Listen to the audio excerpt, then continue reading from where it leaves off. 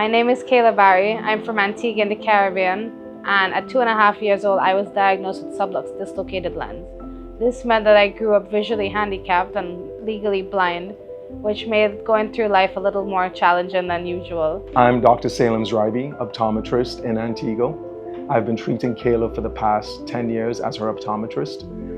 Kayla has a condition where the lens in the back of her eye is subluxated, which basically means it's not central. The lens is usually connected by threads, or what we call zonules, that places that lens strategically right behind the pupil of the eye. For Kayla, those zonules don't work, and so her lenses were basically not centered, which then creates visual problems. So things as simple as seeing my friends in school, I didn't see them right until they came right in front of me.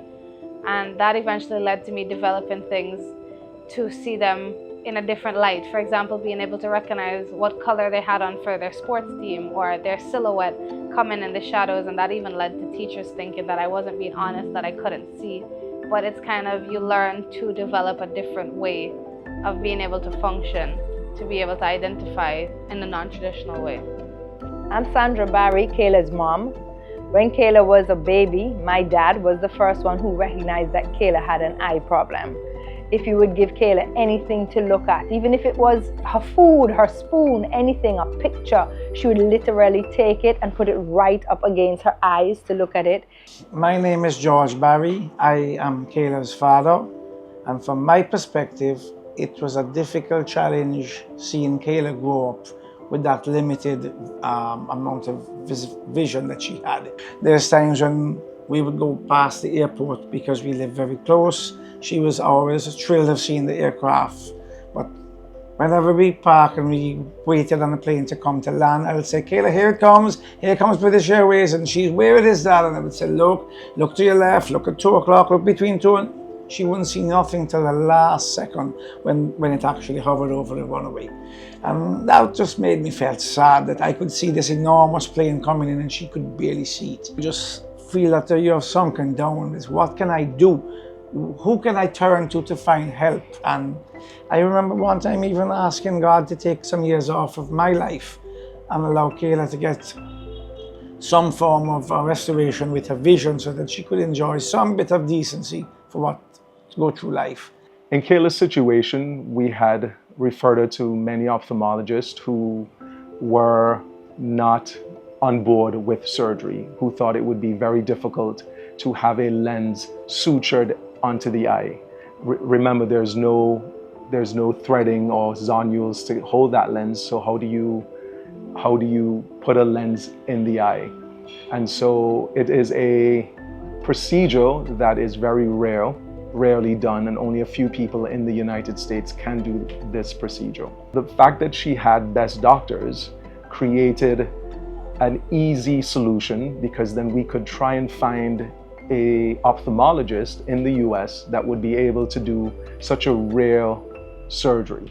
By having best doctors, it gave us the assurance that the sky was the limit. So we could choose any doctor we wanted and we didn't have to worry about the financial cost of it.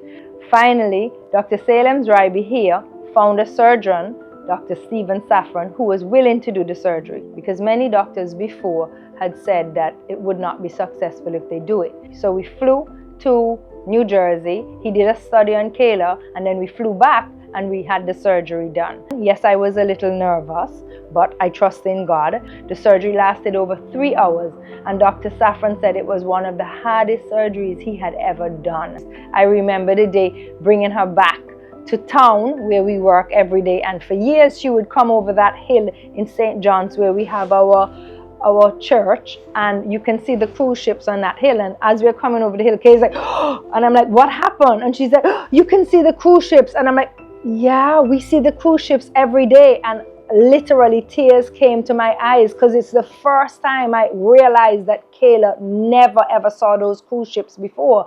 Life's been very different since the surgery. It's been quite a transformation. I describe it as a dream never dreamt, because we were told no for so long, and then the miracle was able to happen. You know, thank you to God and Dr. Saffron and best doctors and everyone else involved. It has just been an amazing difference in terms of vision. It's something you can't explain because nobody knew what you went through, nobody knows what you see now.